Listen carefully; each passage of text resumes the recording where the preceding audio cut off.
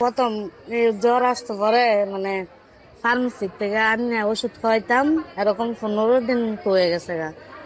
তারপরে একজন বললো যে হাসপাতাল নিয়ে যাও, তখন সদর হাসপাতাল আসছি। পরে ধরা পড়ছে যে ওর হাম হয়েছে। এখানে একদিন ভর্তি ছিলাম, পরে বলছে যে ঢাকা নিয়ে যান, বাচ্চার অবস্থা ছিল। এখানে আসছি শুক্রবার সকালে 5টা বাজে।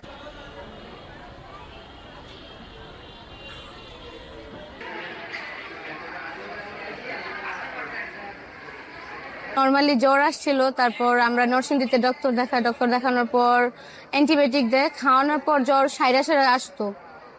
3-4 দিন এইভাবে গেল, পরে 5ম দিনের দিন শরীরে লাল লাল রেশ বের হয়েছে।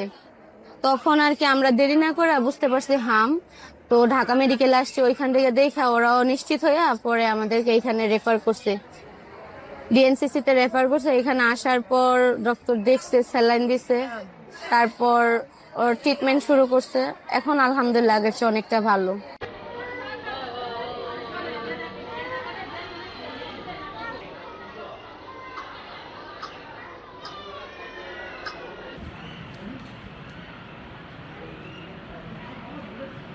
এখন পর্যন্ত আমরা প্রায় 5,000-এর উপরে হামের উপসর্গযুক্ত রোগীকে ভর্তি রেখে চিকিৎসা দিয়েছি এবং আরো বিপুল সংখ্যক রোগীকে আমরা আউটডোর বেসিসে চিকিৎসা দিয়েছি।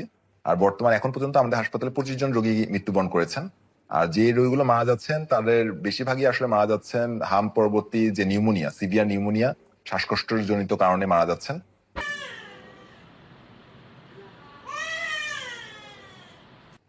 হাম ছড়িয়ে পড়ার কারণ হচ্ছে বাংলাদেশ একটি ঘনবসতিপূর্ণ একটি দেশ। হ্যাঁ, এবং হাম যেহেতু খুবই কন্টেজিয়াস একটি ডিজিজ এবং এটি ঘনবসতিপূর্ণ এরিয়াতে একটি বাচ্চাও যদি যায়, তো এই একটি বাচ্চা থেকে প্রায় 17 থেকে 20 জন বাচ্চাকে সে আক্রান্ত করে ফেলতে পারে। এটা হাইলি মানে পৃথিবীর যতগুলো ভাইরাস আছে তার মধ্যে one of the most highly contagious virus হচ্ছে এই হামের ভাইরাসটি। এবং যেহেতু বাংলাদেশ ঘনবসতিপূর্ণ এরিয়া আর বাংলাদেশের অপুষ্টির একটা সমস্যা, অনেক বাচ্চা টিকা নেওয়া ছিল না, এই কারণেই বাচ্চাটি এত না টিকা নেওয়া বাচ্চাদের মধ্যে কিন্তু এটা বেশিরভাগই হচ্ছে।